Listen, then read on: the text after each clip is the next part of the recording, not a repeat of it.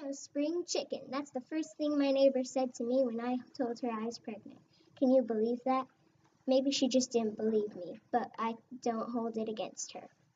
She had been a tad bit cranky ever since she found that scorpion in her girdle drawer.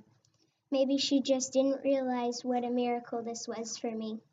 I mean, Zachariah and I had been trying to have a child of our own our whole lives.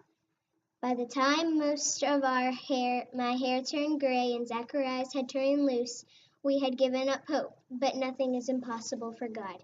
He seems to delight in making life out of barren places, and if that wasn't enough, the angel that brought us this unbelievable news had even more to say.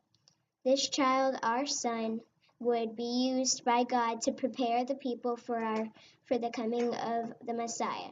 This was all too much of a gift to be real. And then I thought, well, how am I going to train this child for a job like that? But God, He had those details covered too. And it keeps getting better. When I was about 6 months along, my cousin Mary came to see us for a visit.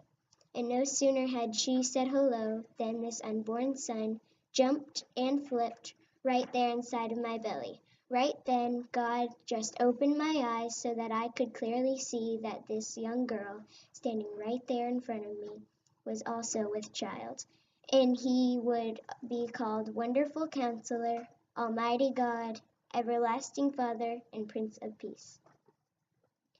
About 9 months later, we got the news from Bethlehem. I looked over at Zachariah holding our very own miracle baby. I had one of those God moments, when you just realize. You say, God just had different plans. He had brought us life in barren places.